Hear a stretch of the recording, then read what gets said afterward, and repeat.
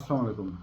ভারত শেষ অবধি চূড়ান্ত একটি হুমকি দিয়ে তাদের বক্তব্য শেষ প্রান্তে নিয়ে এসেছে। সেটা হলো ডিসেম্বরের ভিতরে, যদি এই মুহূর্তে তারেক রহমান ইমিডিয়েটলি তার মোদির সাথে বসার, কথা বলার বা পারস্পরিক যে সম্পর্ক নিয়ে দ্বিপাক্ষিক সমালোচনা, দ্বিপাক্ষিক আলোচনা হওয়ার প্রস্তাব দিয়েছিল ভারত, সেটার যদি দিনক্ষণ নির্ধারণ না করে, শিডিউল সিদ্ধান্ত না করে, তাহলে ডিসেম্বরের ভিতরে আর এই অপূর্ব রত্ন চা বিক্রেতা মোদির সাথে তারেক রহমানের আর কোনো শিডিউল দেওয়া সম্ভব হবে না।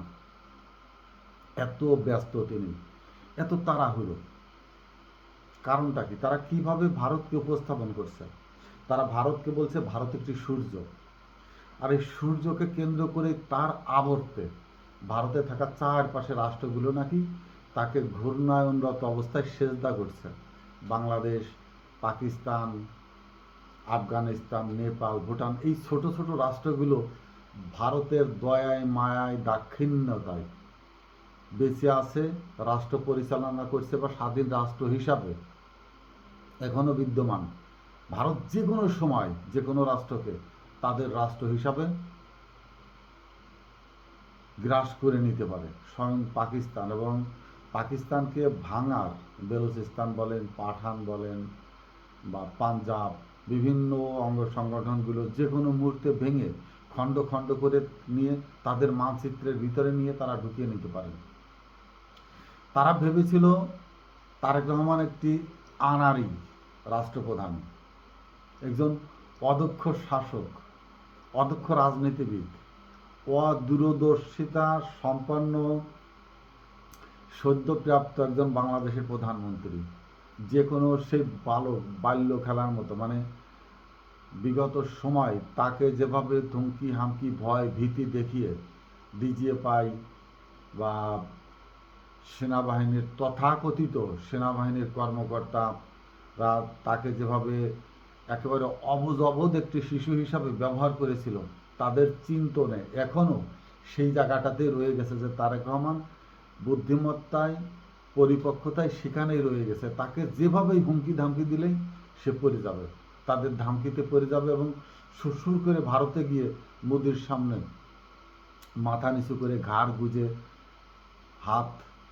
চেপে হয়তো তাদের সামনে বসে যাবে। কিন্তু তারা বিন্দু মাত্র কল্পনাই করতে পারেনি বিশ্বের কয়েকজন হাতে গোনা রাজনীতিবিদদের সাথে তার অবস্থান তিনি তৈরি করে নিয়েছেন। নাইলে এত দ্রুত মালয়েশিয়া, চীন, পাকিস্তান, তুরস্ক, সম্প্রতি সৌদির প্রিন্স তাকে সৌদি আমন্ত্রণ করবার জন্য রাষ্ট্রদূতের মাধ্যমে আহ্বান জানিয়েছেন, এবং সেটা দ্রুতই হয়তো সম্পন্ন হবে। আমি যে আরেকটু তথ্য দিয়ে রাখি, এই চলতি মাসের আগস্টের 15 তারিখেই বাংলাদেশের অত্যন্ত চৌকস ডিজিএফআই এর 6 জন কর্মকর্তা, এটা আমার মধ্যে বলা ঠিক হবে কিনা জানি না, পাকিস্তানের গোয়েন্দা বিভাগের সাথে একটি গোপন চূড়ান্ত যে তথ্য সরবরাহ, নিরাপত্তা বিষয়ক তথ্য সরবরাহ করে আসছে, বা তার মাধ্যমে তুরস্ক হয়ে পাকিস্তানের সাথে বাংলাদেশের যে একটি বিল্ডিং শুরু হচ্ছে অত্যন্ত জটিল, যাকে ইসলামী নেটো বলা হচ্ছে। ইসলামী নেটো যদি স্বয়ংসম্পূর্ণভাবে রেইজ হয়ে যায়, এবং বাংলাদেশ তার ভিতরে অত্যন্ত সেন্সিটিভ তো বটেই, সবচেয়ে গুরুত্বপূর্ণ একটি রাষ্ট্র হিসাবে সেখানে তার অবস্থান তৈরি করতে সক্ষম হবে।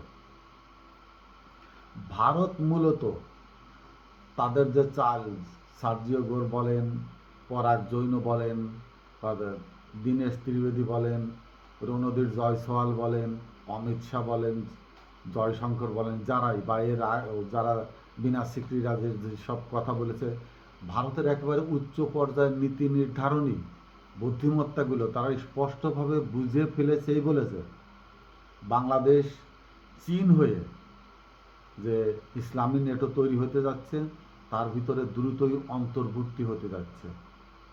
তারা চাচ্ছিল এই জায়গাটা থেকে বাংলাদেশকে বিরত রেখে, নিষ্ক্রিয়, মূলত দুর্বল রেখে তাদের কবজার ভিতরে বাংলাদেশকে আজীবন রেখে যেতে চায়। এখানে তারা এক ডিলে দুইটি পাখি শিকার করতে চাচ্ছিল। সেটা হলো বাংলাদেশের যে দাবি দাওয়াগুলো, দাবি বেশি না, শেখ হাসিনাকে ফেরত দেওয়া, হাদি হত্যার আসামিদেরকে ফেরত দেওয়া, এবং বাংলাদেশে বিচারাধীন আওয়ামী লীগের যে সমস্ত নেতা নেত্রীর রায় ঘোষণা হয়ে গেছে, তারা সাজাপ্রাপ্ত আসামি ভারতে রয়ে গেছে, ভারত আওয়ামী লীগের সাথে যে চুক্তি করেছিল 13 সালে, সেই চুক্তির আওতায় তাদেরকে ফেরত চেয়েছে। এটা কোনো অন্যায্য দাবি নয়, কিন্তু ভারত চাচ্ছে আওয়ামী লীগের কাউকে ফেরত না দিয়ে, হাদি হত্যার আসামিকে ফেরত না দিয়ে, শেখ হাসিনাকে অত্যন্ত উচ্চবর্গীয় সম্মানের জায়গায় বসিয়ে রেখেই তিনি বিএনপিকেও কবজার ভিতরে নিতে চাচ্ছেন। অর্থাৎ এই দুটি দলই বাংলাদেশের পরস্পর বারংবার ক্ষমতায় আসছে, বা ভবিষ্যতেও এরাই ক্ষমতায় আসবে, পরিচালনা করবে। যদিও আওয়ামী লীগের বর্তমান যে অবস্থা, নেতা নেত্রীদের নামে তো মামলা হচ্ছে, এবং দলটিও যদি বাংলাদেশের যে মানবতা অপরাধের সাথে যদি দল হিসাবেও জড়িয়ে পড়ে, দলেরও ভাগ্য উন্নয়ন হবে আইসিটিতে, সেটাও তারা বুঝতে পারে। এখন তারা চাচ্ছে শেখ হাসিনাকে অক্ষুণ্ণ তাদের ওখানে রেখেই তারেক রহমানকে তাকে নিয়ে হাতে ধরে পায়ে ধরে, দরকার হয় পর্দার আড়ালে মোদি তারেক রহমানের দু পা জড়িয়ে ধরতে বিন্দুমাত্র দ্বিধাবোধ করবে না। রাজনীতিতে এটা হয় গোপনে, দরজার পিছনে অনেক কিছু হয় রাজনীতিতে, পা ধরাধরি থেকে শুরু করে একবার নগ্ন ভাষা, বিছানায় শোয়াশুয়ি হয়, এগুলো ওপেন সিক্রেট, সবাই জানে, এটা হয়ে আসছে। ওই ইন্দিরা গান্ধী কার কার সাথে বেড শেয়ার করেছে সেটাও জানি, শেখ হাসিনা এগুলো তো গেলই হয়ে গেছে। এগুলো নিয়ে বিতর্কের ভিতরে না যে আমি যেটা নিয়ে ভিডিও করছিলাম, সেই জায়গাটা তারা চাচ্ছে বাংলাদেশ যেন মাথা উঁচু করে না দাঁড়াতে পারে। ঠিক তেমনি যে শক্তিশালী জোটগুলো আছে, সেই জোটের ভিতরে বাংলাদেশ যদি ঢুকে পড়ে, তাহলে ভারতের নিরাপত্তায় অন্তত ব্যাঘাত ঘটুক আর না ঘটুক, কিন্তু ভারতের যে বাংলাদেশের উপর কর্তৃত্ব সীমারেখা দুর্বল হয়ে আসবে, ক্ষীণ হয়ে আসবে, তাদের যে বাংলাদেশের উপরে হস্তক্ষেপ, সেটার জায়গা যে সীমিত হয়ে আসবে, সেটা নিয়ে কোনো বলার অবকাশ নেই। কিন্তু ভারত এইটা ভাবছে না। এটা তো সবাই জানে, এখন সারা বিশ্ব জানে যে ইসরায়েলি মোসাদ এবং ভারতের যৌথভাবে তারা যে কোনো অপারেশনই হোক না কেন, করুক না কেন, যে কোনো দেশের বিরুদ্ধে তারা যৌথভাবে রিক্রুটিং করছে, সেই দেশের অভ্যন্তরে নাক গলাচ্ছে, বা সেই দেশের তথ্য পাচার করছে মোসাদের সাথে। তাহলে বাংলাদেশ যদি পাকিস্তানের আইএসের সাথে এটা সংযুক্ত হয় বা করতে চায়, ভারতের সেইখানে মাথা ব্যথা। অর্থাৎ সে করবে, কিন্তু অন্য কাউকে সেটা করতে দেবে না। যেমন আমেরিকা, সে পারমাণবিক অস্ত্রের অধিকারী, সে সারা পৃথিবীকে গোলাম বানিয়ে রাখতে চায়, সাম্রাজ্য তৈরি করতে চায়, কিন্তু ইরানকে মাথা উঁচু করতে দেবে না, ইরানকে পারমাণবিক অস্ত্রের মালিক হতে দেবে না। এই ধরনের ভারতের ভিতরে এই ধরনের একটি মরণ ব্যাধি তাদের ভিতরে এমনভাবে যক্ষা রূপে আবির্ভূত হয়েছে যে অচিরেই তারা নিজেদের গর্ত যে নিজেরা খুঁজছে, অর্থাৎ প্রতিবেশী সমস্ত রাষ্ট্রগুলোকে তারা আস্তে আস্তে শত্রু হিসাবে পরিণত করতে যাচ্ছে, বন্ধু নয়। তারা যে প্রভু হতে চাচ্ছে, তারা যে দক্ষিণ সাউথ ব্লকের একচ্ছত্র অধিপতি নয়, শুধু একচ্ছত্র সার্বভৌমের মালিক হতে চাচ্ছে, আর বাকি রাষ্ট্রগুলোকে তারা তাদের মতো করে চালাবার ইচ্ছা পোষণ করবার জন্য যে সাম্রাজ্যের মেলবন্ধন বলবো না, এটা সাম্রাজ্যের যে ডাটা তারা বিস্তার ঘটাচ্ছে, এটাই তাদের মরণ কামড় হয়ে দাঁড়াবে। এটাই তাদের এমন একটি অবস্থা তৈরি করবে যে চারিদিক থেকে এই শত্রুর আবর্তে তার নিজের অস্তিত্বই বিপন্নের মতো পড়বে এক সময়। সেই জায়গাটা বুঝতে হয়তো একটু সময় নিচ্ছে, কিন্তু ভারতের দাদারা তারেক রহমানকে তাদের দেশে নিতে এত পাগল কেন, এত মরুইয়া কেন? তারা জানে বাংলাদেশ যদি মুসলিম ন্যাটোর সাথে অন্তর্ভুক্ত হয়ে যায়, বাংলাদেশে সৌদি বিনিয়োগ করবে অস্ত্র খাতে, বাংলাদেশে তুরস্কের ড্রোন থেকে শুরু করে মাঝারি পাল্লার অনেক অস্ত্র তৈরির কারখানা হবে বাংলাদেশে। পাকিস্তানের গোয়েন্দাগিরি বাংলাদেশে যখন নজরদারি বাড়াবে বা বাংলাদেশের সাথে যৌথভাবে গোয়েন্দা তৎপরতা শুরু করবে, ভারতের যে রয়ের বাংলাদেশের যে আখ যে নখের আসর বসানো আছে, সেই নখের আসরগুলো আস্তে আস্তে মুছে যাওয়া শুরু করবে, অর্থাৎ তারা বাংলাদেশ থেকে হাত গুটিয়ে নিতে বাধ্য হবে। ভারতের অনেক নাগরিক এদেশে, আমি খুলনায় আজকেও দেখলাম একজন প্রধান শিক্ষক, তিনি কলকাতার নাগরিক অথচ বাংলাদেশের প্রধান শিক্ষক। অনেক আছে, আমার জানা মতো অনেক লোক আছে, আমি তাদেরকে চিনি, কিন্তু আমি সরকারের কেউ না বা প্রশাসনের কেউ না, আমি সেই ভূমিকা রাখার আমার কোনো সুযোগ নেই। কিন্তু আমি যদি সরকারকে বলিও যে এরাই, সরকার আমার কথা ভ্রুক্ষেপ করার কোনো প্রয়োজন নেই। সরকার তাদের নিজস্ব গোয়েন্দা সংস্থা আছে, তাদের দিয়ে বের করে বা পররাষ্ট্রনীতির আওতার ভিতরে যেটা আছে সরকার সেভাবে পদক্ষেপ নেবে। কিন্তু বাংলাদেশে ভারতীয় প্রচুর নাগরিক যেমন রয়ে গেছে, ঠিক তেমনি এদেশের ভিতরে থাকাও অনেক নামি দামি ব্যক্তি, তারা নিজেদেরকে এমন একটি প্ল্যাটফর্মে তৈরি করেছেন, তারা কেউ মন্ত্রীও আছেন, এই সরকারের সাথেও মন্ত্রীর ভিতরে আছেন, কখনো সংসদ সদস্য ছিলেন, সর্বা বড় বড় পদ পদবি নিয়ে তারা এমন জায়গায় বসে আছেন যে তাদেরকে ধরতে গেলে তাদেরকে স্যার বলে সম্বোধন করতে হবে, এমন একটি পর্যায়ে বসে, অথচ তারা প্রকাশ্য দিব্যি ভারতের রয়্যাল এজেন্ট। তো এদেরকে বাংলাদেশ থেকে বিতাড়িত করতে বাংলাদেশের বর্তমান যে গোয়েন্দা সিচুয়েশন বা গোয়েন্দা অবকাঠামো আছে, এর ভিতরে কে বাংলাদেশের কে ভারতের, এটা যাচাই বাছাই করবারও অতটা প্রযুক্তি বাংলাদেশে আছে কিনা আমি জানি না। কার সাথে কে কথা বলছে, আমি শুনলাম 15 তারিখে যে বাংলাদেশ থেকে ডিজিএফআর 6 জন লোক পাকিস্তানে গিয়েছিল, তাদের গোয়েন্দা শাখার সাথে তাদের পারস্পরিক একটি চুক্তি বা তাদের দ্বিপাক্ষিক কোনো বিষয়ে আলোচনার ব্যাপারে, কিন্তু তারা ঢাকা এয়ারপোর্ট থেকে ফ্লাই ওভার সাথে সাথে ভারতের পত্রিকায় সেটা মিডিয়ায় ছাপা হয়ে গেছে, তাদের নাম সহ, ডেজিগনেশন সহ, উদ্দেশ্য সহ। তাহলে ডিজিএফআই ভিতর থেকে এই কাণ্ডটি, এই ঘটনাটি ঘটিয়েছে ডিজিএফআই ডাইরেক্টর এবং সেনাপ্রধান, এই দুইজনই জানে, আর তো কেউ জানার কথা না। আর যারা গেল তারা জানে, আর যারা কারা জানে, স্টেনো, যাদের নাম টাইপ করা বা পাসপোর্ট ভিসা অ্যারেঞ্জ করা, তাদের এজেন্ডাগুলো যেসব কম্পিউটারে লেখা হয়েছে, যেসব ক্লার্ক স্টেনোরা বসে লেখালেখি করেছে, বা এদের ভিতরে কেউ না কেউ আছে।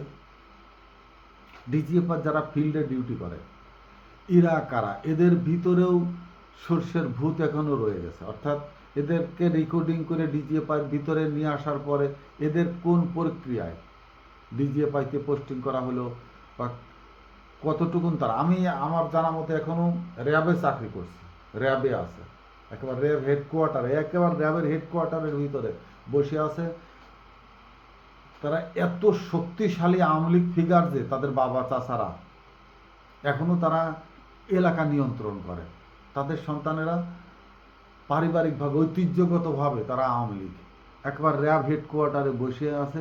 তাও সংবাদ শুনলাম সিকিউরিটি, একবারে র্যাবেরও তো একটা সিকিউরিটি বিভাগ আছে, ব্রাঞ্চ আছে, সেইখানে তারা ডিউটি করছে। তো তারা যদি ওই জায়গায় বসে থাকে, তো ভারত তথ্য নিতে কি দেরি হয়? কয় সেকেন্ড লাগে?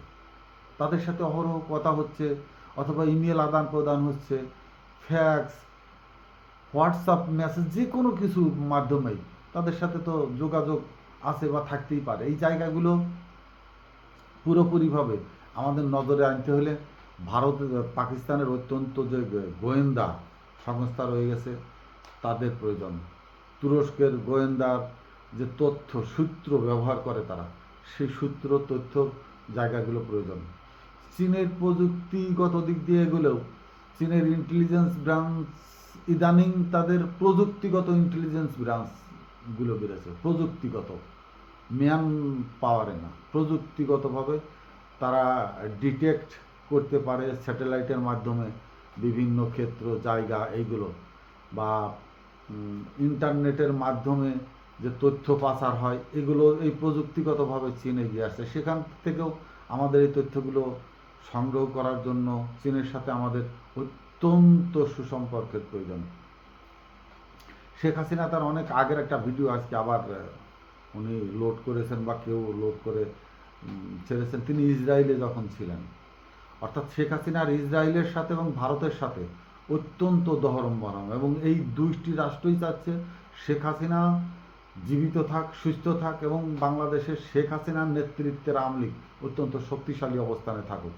যে কোনো প্রক্রিয়াই হোক, যে কোনোভাবেই হোক, প্রয়োজনে আবার হত্যাযজ্ঞ সংগঠিত হোক না কেন বাংলাদেশে, তারপরেও আওয়ামী লীগ পুনর্গঠিত হোক, পুনঃস্থাপিত হোক বাংলাদেশে। এটা প্রাণপণ সর্বোচ্চ শক্তি দিয়ে হাজার কোটি টাকা ডলার খরচ করে হলেও তারা লবিস্ট নিয়োগ করছে, এজেন্ট তৈরি করছে, এবং সেই এজেন্ট লবিস্টটা যেন অত্যন্ত শক্তিশালীভাবে কাজ করতে পারে তার পথ তৈরি করে দিচ্ছেন, মসৃণ করে দিচ্ছেন।